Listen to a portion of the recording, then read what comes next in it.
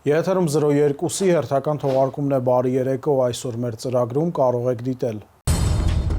Վիզաների ազատականացման հեռանկարները օրակարգում, ներքին գործերի նախարարի տեղակալն ընդունել է ԵՄ փորձագիտական երկրորդ առաքելությանը։ Շրջիկ սպասարկման մեքենաներն այս անգամ Արմավիրի և Արագածոտնի մարզերի մի շարք բնակավայրերում էին։ Բացահայտվել է առանձնակի դաժանությամբ կատարված սպանությունը, 4 անձ կալանավորվել է։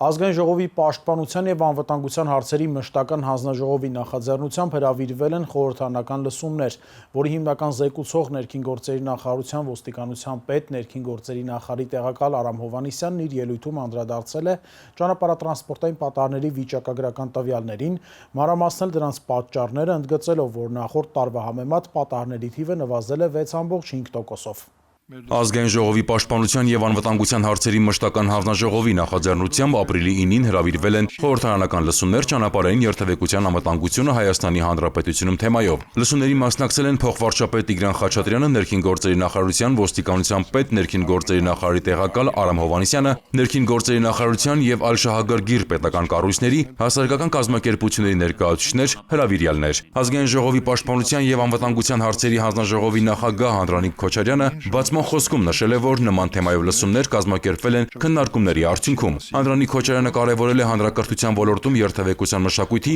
և վարքագծի ձևավորման անհրաժեշտությունը։ Հիմնական զեկուցող ներքին գործերի նախարարության ոստիկանության պետ, ներքին գործերի նախարարի տեղակալ Արամ Հովհաննիսյանը իր ելույթում անդրադարձել է ճանապարհատրանսպորտային պատահարների վիճակագրական տվյալներին, մանրամասնել դրանց պատճառները, ընդգծելով, որ նախորդ տարվա համեմատ պատահարների թիվը նվազել է 6,5%-ով։ Հայաստանի Հանրապետությունում արձանագրվել է վիճակագրական հաշվառման ենթակա զոհերով և վիրավորներով 4314 ճանապարհատրանսպորտային պատահար, որոնց հետևանքով զոհվել է 333, մարմնական վնասվածքներ ստացել 6116 մարդ։ Նախորդ տարվա համեմատությամբ պատահարների քանակը նվազել է 299-ով կամ 6,5%-ով, զոհերի թիվը 45-ով, մարմնական վնասվածքներ ստացած անձանց թիվը 421-ով։ Ծանրության գործակիցը, այսինքն զոհերի թիվը հարաբերակցությունը տուժածների թվին կազմում է 5:1, որը նախորդ տարվա 5:5 ցուցանիշի համեմատությամբ նվազել է 0,4%-ային կետով։ Եթե 2023 թվականին տեղի ունեցած պատահարների հետևանքով յուրաքանչյուր 1000 տուժածներից զոհերի թիվը եղել է 55, ապա այս տարի այդ թիվը նվազել է 4-ով և կազմում է 51։ Ճանապարհատրանսպորտային պատահարների քանակի և դրանց հետևանքով զոհերի և վնասվածքներ ստացած անձանց թվի նվազումը առավելապես պայմանավորված է 2024 թվականին հանրապետության ամբողջ տարածքում պարեկային ծառայության գործունեությամբ, այդ թվում խիստ և թիրախային վարչարարության իրականացմամբ։ Ներքին գործերի նախարարության ոստիկանության պարեկային ծառայության պետի տեղակալ Արամ Չիլինգարյանը մանրամասներ է ներկայացրել ճանապարհատրանսպորտային պատահարների կանխարգելման նպատակով ձեռնարկվելիք միջոցառումների և նախաձեռնությունների մասին։ Քննարկման առարկա են դարձել ճանապարհային անվտանգության ոլորտի խնդիրները և ճանապարհատրանսպորտային պատահարների պատճառները։ Այս համատեքստում կարևորվել է առանձնացված ճանապարհային երթևեկության անվտանգության ռազմավարության, գործունեության ծրագրի և համակարգող մարմնի առկայությունը։ Ընդգծվել է, որ թեպետ պատահարների նվազեցման ուղղությամբ իրականացվող քայլերին, մեր երկրում դեռևս մտահոգիչ է ճանապարհատրանսպորտային պատահարների վիճակագրությունը։ Կարևորվել է այլընտրանքային փոխադրամիջոցների անվտանգ և անխոչնդոտ երթևեկության կազմակերպումը։ Ներքին գործերի նախարարի տեղակալն ընդունել է Եվրամիության փորձագիտական երկրորդ առաքելությանը։ Հանդիպման անդրադարձ է կատարվել ոստիկանության գործառույթների կենտրոնացման, ուժի կիրառման նոր ստանդարտի գործադրման, ինչպես նաև թիրախային այլ ուղղություններում իրականացված էական փոփոխություններին։ Հանդիպումների ավարտին Եվրամիության առաքելության փորձագետները շրջայց են կատարել պարեկային ծառայության և օպերատիվ կառավարման նորակառույց կենտրոնի վարչական համալիրում։ Եվրոպական միության հետ վիզաների ազատականացման երկխոսության շրջանակում ներքին գործերի նախարարի տեղակալ Արմեն Ղազարյանն ապրիլի 7-ին ընդունել է Եվրոպական միության փորձագիտական երկրորդ առաքելությանը։ Հանդիպմանը մասնակցում էին ներքին գործերի և արտաքին գործերի նախարարությունների ներկայացուցիչներ, Եվրոպական միության անդամ երկրների ոլորտային փորձագետներ, Եվրոպական հանձնաժողովի և Եվրոպական միության պատվիրակության ներկայացուցիչներ։ Արմեն Ղազարյանը ներկայացրել է ներքին գործերի նախարարության ինստիտուցիոնալ բարեփոխումները, անդրադառնալով ոստիկանության գործառույթների կենտրոնացման, ֆունկցիոնալ նոր մոդելի ներդրման, քաղաքացիական կառավարման անցման, ուժի կիրառման նոր ստանդարտի գործադրման, ինչպես նաև թիրախային այլ ուղղություններում իրականացված էական փոփոխություններին։ Անդրադարձ է կատարվել հանցավորության կանխարգելման, միասնական ռազմավարության մշակման աշխատանքներին, ինչպես նաև թմրամիջոցների դեմ պայքարի ռազմավարության նախագծի դրույթներին։ Եվրոպական միության առաքելության փորձագետները ապրիլի 7-ից 11-ը իրականացնելու են Հայաստանի Հանրապետության պատրաստվածության ընդհանուր գնահատում, հանրային անվտանգության, արտաքին հարաբերությունների և հիմնարար իրավունքների բնագավառում, նպաստելով եվրոպական և միջազգային չափանիշներին համապատասխան բարեփոխումների, ինչպես նաև վիզաների ազատականացման հեռանկարների հենանիշների ձևավորմանը։ Փորձագիտական առաքելության անդամների հետ հանդիպել է նաև քրեական ոստիկանության գլխավոր վարչության պետ, ոստիկանության պետի տեղակալ Վարդան Վարդանյանը։ Ոստիկանության ոլորտի բարեփոխումների շրջանակում Վարդան Վարդանյանը ներկայացրել է քրեական ոստիկանության ձևավորման գործընթացի և ստորաբաժանման առջև դրված խնդիրների վերաբերյալ մանրամասներ, անդրադարձել ստորաբաժանման կառուցվածքին, հանցավորության դեմ պայքարի ուղղություններին և գործիքակազմին։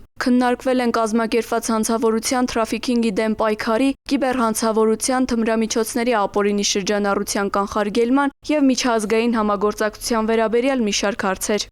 Համայնքային ոստիկանության գլխավոր վարչության պետ, ոստիկանության պետի տեղակալ Կարեն Հակոբյանը Եվրոպական միության առաքելության փորձագետների հետ հանդիպման ընթացքում ներկայացրել է հենասյունային ուղղության կառուցվածքի, գործառույթների և համայնքային ստորաբաժանումների աշխատանքի վերաբերյալ մանրամասներ։ Փոխոստիկանապետը մասնավորապես անդրադարձել է քաղաքացի համայնքային ոստիկան կապի, ինչպես նաև ընտանեկան բռնության դեպքերին հակազդելու, անչափահասներին հանցավորությունից զերծ պահելու և հանցագործությունների կանխարգելման ուղղությամբ իրականացվող աշխատանքներին։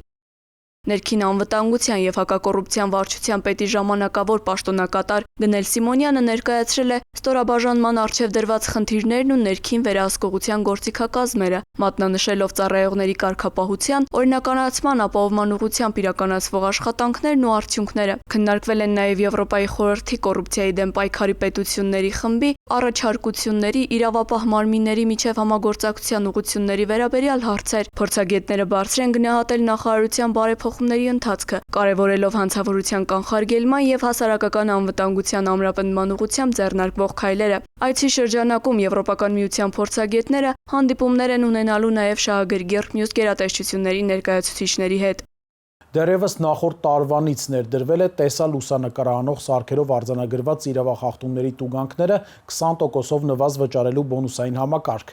20% նվազ վճարելու խրախուսական նորմից օգտվելու հնարավորություն է ստացել ավելի քան 95,900 վարորդ։ Ներքին գործերի նախարարությունում ընթացող համապարփակ բարեփոխումների շրջանակում դեռևս նախորդ տարվանից ներդրվել է տեսա-լուսանկարահանող սարքերով արձանագրված իրավախախտումների տուգանքները 20%-ով նվազ վճարելու բոնուսային համակարգը։ Խրախուսական այս նորմից օգտվելու հիմնական պայմանը roadpolice.am կայքում էլեկտրոնային ծանուցման համակարգի ակտիվացումն է։ Դրանից հետո վարորդը էլեկտրոնային փոստով կստանա վարչական իրավախախտման վերաբերյալ որոշումը արդեն 20%-ով պակաս։ Օրինակ 5000 դրամ տուգանված լինելու պարագայում անձը կվճարի 4000 դրամ։ Իդեպ համակարգը չի փոխարինում SMS ծանուցմանը։ Մինչ օրս համակարգում գրանցվել և 20% նվազ վճարելու խրախուսական նորմից օգտվելու հնարավորություն են ստացել 95909 վարորդ։ Բոնուսային բաղադրիչի կիրառմամբ վարչական տույժ նշանակելու վերաբերյալ կայացվել է 285205 որոշում։ Բացի այդ, այժմ առցանց եղանակով ապա պայմանագիր կնքելիս, այն է ավտոապահովագրական 1 պատուհան կամ ASFA համակարգի միջոցով ավտոմեքենան ապահովագրելիս պատուհանին կհայտնվի հիշեցում, որ roadpolice.am կայքում գրանցվելու և էլեկտրոնային ծանուցման համակարգը ակտիվացնելու դեպքում տեսա-լուսանկարահանող սարքերով արձանագրված իրավախախտումներով կայացված որոշումներով տուգանքների համար կվճարեք 20% պակաս։ Հարգելի քաղաքացիներ, անհրաժեշտ է խստորեն պահպանել երթևեկության բոլոր կանոնները, իսկ եթե դրանք խախտելու համար տուգանվել եք, ապա օգտագործեք թվային լուծումները տուգանքները նվազ վճարելու համար։ Ներքին գործերի նախարարության շրջիկ սպասարկման մեքենաներն այս անգամ Արմավիրի և Արագածոտնի մարզերի Ամբերդ, Դաշտ, Արագած, Երևանդաշատ և Ծիլքար համայնքներում էին։ Այս ձևաչափը նպաստում է քաղաքացիների և պետական համակարգի միջև փողվստահության ամրապնդմանը, մատուցելով ծառայություն այնտեղ, որտեղ դրա կարիքը կա։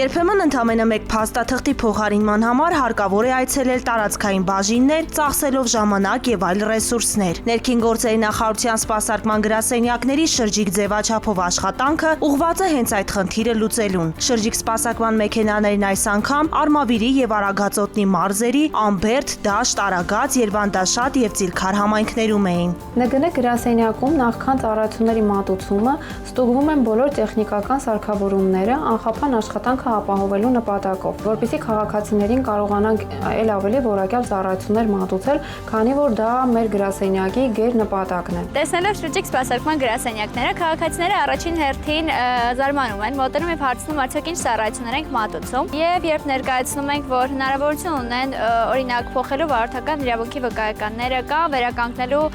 հաշվառման վկայագրերը, նրանք նշում են, որ նմանատիպ այցերը ցանկալի է որ ավելի հաճախակի կազմակերպվեն, որպեսզի կարողանան իրենց փաստաթղթային հարցերը ավելի հեշտ եւ արագ կազմակերպել հենց իրենց իսկ բնակավայրերում։ Այս ձևաչափով սպասարկման ամենահատկանշական եւ դրական կողմը այն է, երբ քաղաքացիներից ստանում ենք իրենց գոհունակությունը եւ երախտագիտության խոսքերը նման ծառայություն մատուցելու համար։ Օրվա ավարտին ամփոփում ենք դիմումների քանակը, ստուգում փաստաթղթերը, որպեսզի կարողանանք փաստաթղթերն արդեն ուղարկել տպագրման քաղաքացիներին պատշաճ կարգով իրենց փաստաթղթերը, անձնագրերը հանձնելու համար։ Ներքին գործերի նախարարության սպասարկման գրասենյակները ընդունված դիմումների հիման վրա թողարկված փաստաթղթերը տրամադրելու նպատակով ապրիլի 11-ին կրկին կլինեն նույն համայնքներում։ Վերջերս լայն տարածում են ստացել տարբեր բանկերի անունից սոցցանցերում տեղադրվող տարաբնույթ կեղծ հայտարարությունները, որոնք հանդիսանում են հաճախորդների բանկային տվյալներին տիրանալու, ապա նրանց անվամբ վարկեր ձևակերպելու եւ գումարները հափշտակելու միջոց։ Իմ գործընկեր Մարիամ Ղազարյանը անդրադարձել է հայաստանյան բանկերից մեկի անունից տարածվող կեղծ հայտարարություններին եւ հափշտակության մեխանիզմներին։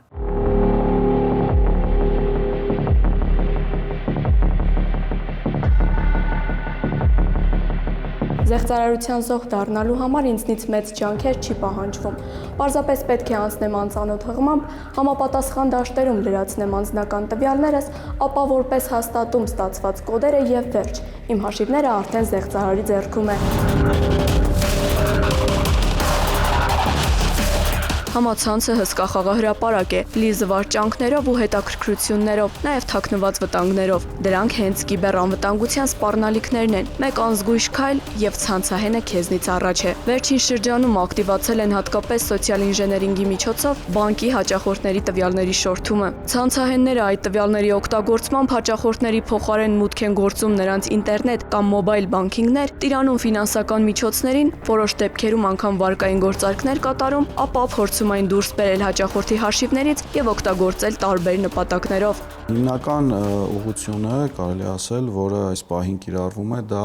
սոցիալական ցանցերում տարբեր տեսակի գրավիչ գովազդների միջոցով հաճախորդներին համոզում են, որ կարող եք մուտքագրեք ձեր բանկային տվյալները, գաղտնաբար, PIN-կոդ, մեկանգամյա նույնականացման կոդ, որը համակարգն ավտոմատ ուղարկում, որպեսզի եւս մեկ որպես ստուգման միջոց հաճախորդը օգտագործի իր մուտքի համար, եւ ըստ էության այդ տվյալները չգիտակցելով հաճախորդները մուտքագրում են մի տիրույթ, որը չի հանդիսանում բանկի ինտերնետ կամ մոբայլ բանկինգի տիրույթը, այլ հանդիսանում է զեղծարարի կողմից սարքած մի այսպիսի պատուհան, շատ նմանացված գործող բանկային ծրագրերի համակարգերին։ Վերջին շրջանում հատկապես մեծ տարածում են գտել ID բանկի անունից տարածվող կեղծ գովազդները։ Հաճախորդներին գրավելու նպատակով զեղծարարները սոցիալական ցանցերում տարածում են գովազդներ, ըստ որոնց առաջին հայացքից բանկի կայքում ինչ-որ անմեղ գործողություններ անելուց, օրինակ բանկի ծառայությունների մատուցման որակը գնահատելու հարցմանը մասնակցելուց հետո հաճախորդը որպես շահում ստանալու է որոշակի գումար։ Հիմնական խայծն այն է, որ կայքը ստեղծված է արհեստական բանականության օգնությամբ եւ հնարավորինս նմանեցված է բանկի պաշտոնական մինչդեռ հղումը ակնհայտ տարբերվում է պաշտոնականից։ Մարդիկ երբ որ տեսնում են նման գովազդներ, առաջինը որպեսզի հստակ համոզվում են, որ կա այդպիսի բան թե չէ, նախ պետք է մտնեն բանկերի պաշտոնական կայքեր, թող դիմեն զանգերի կոնտակտային կենտրոններ, համոզվելու համար կա այդպիսի բան թե ոչ, որովհետև այդպիսի երևույթներ որպես կանոն չի լինում։ Երկրորդը տվյալները մուտք անելուց առաջ անպայման համոզվել որտեղ եք ձեր տվյալները մուտք անում։ Արդյոք այդ հասցեն ձեզ հայտնի է կամ պատկանում է տվյալ ֆինանսական կազմակերպությանը։ Մյուս կողմից շատ կարևոր է բանկի կողմից ուղարկվող հաղորդագրությունները, մեկ անգամյա OTP SMS-ների բովանդակությունը կարդալ։ Բանկի տեսանկյունից անձը նույնականացման բոլոր փուլերն անցել է, հաճախորդի տեսանկյունից խաբեության զոհ դառնալը դեռ անձի նույնականացում չի, իսկ ինչ անել այդ դեպքում։ Եթե հայտնվել եք զեղծարարի ծուղակում, ապա պետք է դիմել ոստիկանություն եւ փորձել համատեղ դուրս գալ ստեղծված իրավիճակից։ Նշված հանցագործության տեսակը եւս գտնվում է Հայաստանի Հանրապետության ոստիկանության տիրույթում եւ մասնագիտացված ստորաբաժանման կողմից մշտադիտարկվում է իրականացում նշված հանցագործություն կատարող անձանց հայտնաբերելու ուղղությամբ։ Բացի այդ հարկ եմ համարում նշել, որ 2025 թվականի ընթացքում ոստիկանության մասնագիտացված ստորաբաժանման կողմից արդեն իսկ հայտնաբերվել է նշված գործունեությանը օժանդակող անձանց որոշակի շրջանակ, որոնք կազմված փաստաթղթերի հետ ներկայացվել են Հայաստանի Հանրապետության քննչական կոմիտեի համապատասխան ստորաբաժանման աշխատակիցներին քննչական գործողություններ կատարելու նպատակով։ Հարգելի քաղաքացիներ, որևէ մեկին մի տրամադրեք անձնական տվյալներ կամ գաղտնաբառեր, մի անցեք անծանոթ հղումներով, մի վստահեք կասկածելի զանգերին եւ սոցիալական էջերին։ Բանկերի անունից կասկածելի զանգի, նամակի կամ գովազդի դեպքում կապ հաստատեք տվյալ բանկի զանգերի կենտրոնի հետ։ Եթե այնուամենայնիվ հայտնվել եք զեղծարարի թակարդում, դիմեք ոստիկանություն։ Անցնող շաբաթվա քրեական նորությունները մեկ տեսաշարով։ Մարտի 31-ին ժամը 11:17-ին ոստիկանությունը ահազանգած տղամարդը հայտնել է, որ Երևանի Համոսահյան փողոցի թիվ 11 տանը բնակվող ընկերը շուրջ 2 օր է չի պատասխանում հեռախոսազանգերին։ Ահազանգի հետքերով մեկնեցին քրեական ոստիկանության եւ համայնքային ոստիկանության մի շարք ստորաբաժանումների ծառայողներ։ Դեպքի վայրում հայտնաբերվեց միայնակ բնակվող Մարատ Սուվորովի դին։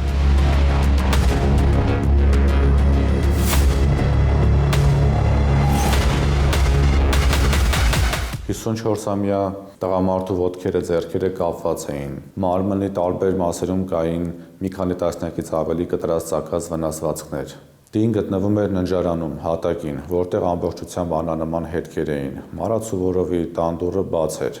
Տունը խառնշտված էր։ Ակնհայտ էր, որ գործ ունենք առանձնակի դաժանությամբ եւ շահադիտական դրդումներով սպանության հետ։ Մարատ Սուվորովը զբաղվում էր թանկարժեք մետաղադրամների առքու վաճառքով։ Դեպքի վայրում, մասնավորապես տան նախասրահում թափված մետաղադրամներ կային։ Վարկած առաջ քաշվեց, որ սպանությունը կատարվել է բնակարանում եղած թանկարժեք մետաղադրամները հափշտակելու նպատակով։ Քրեական ոստիկանության գլխավոր վարչության, Երևան քաղաքի վարչության մարդու դեմ ուղղված հանցագործությունների դեմ պայքարի բաժնի ծառայողներն անցան օպերատիվ հետախուզական ծավալուն միջոցառումների իրականացմանը, որոնք արդյունք տվին դեպքից ընդամենը ժամեր անց։ Առանձնապես ծանր հանցանք կատարելու կասկածանքով մեր տեսադաշտում հայտնվեցին 4 անձին։ Պարզեցին, որ Երևանի բնակիչներ 58-ամյա Վահրամ Ան եւ 35-ամյա Արամ Օն դեռևս 2024 թվականին ամռանը Մարատ Սուվորովին են փոխանցում հափշտակված մետաղադրամներ Մարատ Սուվորովի կողմից վաճառելու նպատակով։ Այս արդիվ նրանց միջև ձևավորվում է որոշակի հարաբերություններ, ինչի արդյունքում նրանք տեղեկացվում են, որ Մարատ Սուվորովը իր մոտ մշտապես պահում է թանկարժեք մետաղադրամներ։ Երևանի քրեական ոստիկանները պարզում են նաև, որ Վահրամ Ան եւ Արամ Օն Մարատ Սուվորովի բնակության կոնկրետ հասցեն պարզելու նպատակով դիմել են իրենց ծանոթ Երևանի բնակիչ 28-ամյա Հարութ Կ-ին։ Վերջինս այսպես ասած հետևել է Մարատ Սուվորովին, պարզել նրա տան հասցեն եւ տվյալը փոխանցել Վահրամ Ային եւ Արամ Օ-ին։ Ուշագրավ է, որ Մարատ Սուվորովի բնակության հասցեն իմանալուց հետո Վահրամ Ան եւ Արամ Օն Երևանի Համոսահյան փողոցի մոտակայքում Մարատ Սուվորովից հափշտակություն կատարելու մի քանի անհաջող փորձ են կատարել, պայմանավորված փողոցը մարդաշատ լինելու հանգամանքով։ Իրենց անձավոր մտադրությունը բարեհաջող իրականացնելու նպատակով Երևանի բնակիչ 58-ամյա Վահրամ Ան այդ մասին հայտնել է նաև 38-ամյա որդուն։ Նախնական տվյալներով 2025 թվականի մարտի լույս 30-ի գիշերը Արամ Օն, Վահրամ Ան եւ նրա որդին վերջինիս օպելով գնացել են Երևանի Համոսահյան փողոց։ Արամ Օն եւ Վահրամ Ան ապօրինի մուտք են գործել միայնակ բնակվող Մարատ Սուվորովի առանձնատուն, կապել նրա ձեռքերն ու ոտքերը, սուր կտրող ծակող առարկայով բազմաթիվ հարվածներ են հասցրել մարմնի տարբեր մասերին, այդ թվում կոկորդին, ինչի հետևանքով Մարատ Սուվորովը մահացել է։ Այնուհետև նրա բնակարանից հափշտակել են թանկարժեք մետաղադրամներ եւ այլ իրեր։ Այդ ընթացքում Վահրամ Այի որդին եղել է ավտոմեքենայում, սպասելով Մարատ Սուվորովի տուն մտած օրն ու Արամ Օին։ Օպերատիվ աշխատանքի արդյունքում մեզ հաջողվեց պարզել, որ Մարատ Սուվորովի բնակարան մտած Արամ Օն եւ բնակության վայրը պարզած Հարութ Կ-ն դեպքի հաջորդ օրը 2025 թվականի մարտի 31-ին մեկնում են Տավուշի մարզ ՀՀ սահմանը հատելու եւ գողունը Հայաստանից դուրս իրացնելու նպատակով։ Սակայն չեն հասցնում դա անել, քանի որ նրանք մեր կողմից ձերբակալվում եւ տեղափոխվում են քրեական ոստիկանության գլխավոր վարչության Երևան քաղաքի վարչություն։ Արամ Օյի անձնական խուզարկությամբ հայտնաբերվել է Մարատ Սուվորովին պատկանող դրամապանակը, Գրիգոր Նարեկացու պատկերով ոսկյա շքանշան եւ մի քանի տասնյակ արծաթե ու բրոնզե մետաղադրամներ։ Հետագա միջոցառումների արդյունքում պարզվել է նաեւ Արամ Օյի եւ նրա որդու գտնվելու վայրերը։ Նրանք եւս հայտնաբերվել ու ձերբակալվել են։ 4-ն էլ ներկայացվել են Արաբկիր վարչական շրջանի քննչական բաժին։ Արամ Օյի եւ Արամ Օյին ներկայացվել են մի խումբ անձանց կողմից շահադիտական դրդումներով առանձնակի դաշնության սպանություն եւ բնակարան ապօրինի մուտք գործելով ավազակություն կատարելու մեղադրանք։ Վահրամ Այի որդուն եւ Հարութ Կ-ին ներկայացվել է բնակարան ապօրինի մուտք գործելով ավազակություն կատարելուն հանցակցելու մեղադրանք։ 4-ն էլ կալանավորվել եւ տեղափոխվել են քրեակատարողական հիմնարկներ։ Նախաքննությունը շարունակվում է։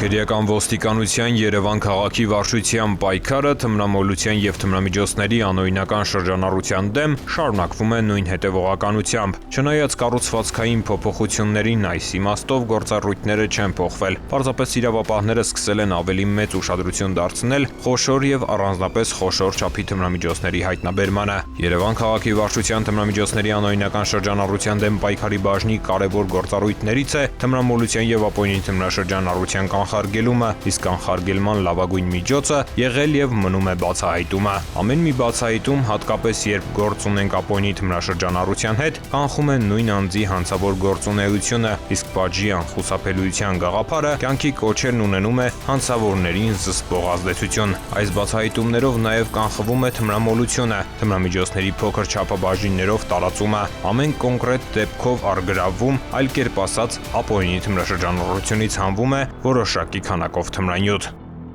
Թմրամոլության եւ թմրամիջոցների ապօրինի շրջանառության դեմ պայքարում անհրաժեշտության դեպքում համագործակցում ենք համայնքային ոստիկանության բաժինների, մեր գործընկերների, ինչպես նաեւ իրավապահ այլ կառույցների հետ։ Բայց մեր բացահայտումների գերակշիռ մասը բաժնի ծառայողների աշխատանքի արդյունք է։ Վերջին շրջանում հենց այս բաժնի ուժերով բացահայտվել են խոշոր եւ առանձնապես խոշոր չափի թմրանյութեր պահելու եւ իրացնելու դեպքեր։ Օրինակ մի դեպք բացահայտվել է ապրիլի 4-ին։ Իրացնելով ստացած օպերատիվ տեղեկությունը Երևան քաղաքի վարչության թմրամիջոցների անօրինական շրջանառության դեմ պայքարի բաժնի ծառայողները ապրիլի 4-ին Իսահակյան Տերյան փողոցների խաչմերուկում թմրամիջոց ապօրինի պահելու, օգտագործելու եւ իրացնելու կասկածանքով ձերբակալել եւ վարչություն են տեղափոխել Երևանի փոքր կենտրոնի բնակիչ 41 եւ 49 տարեկան երկու տղամարդու։ Առաջինի անձնական խուզարկությամբ հայտնաբերվել են մեթադոնային լուծույթի 6 տարա, մեթամֆետամինի, կոկաինի, մարիխուանայի նմանվող զանգվածներ եւ հոգեմետ 2 դեղահապ։ Երկրորդի խուզարկությամբ հայտնաբերվել է մեթադոնային լուծույթի 7 տարա, մեկը կոնկրետ այլ անձի անվամբ։ Դեպքի արդիվ կենտրոն եւ Նոր Մարաշ վարչական շրջանի քննչական բաժնում նախաձեռնվել է քրեական բարույթ։ Հատուկ ուշադրություն ենք դարձնում տելեգրամյան ալիքների միջոցով թմրամիջոցների անօրինական շրջանառության, այսպես ասած տեղադրման դեպքերին։ Նման երկու դեպք բացահայտեցինք մարտի 31-ին եւ ապրիլի 1-ին։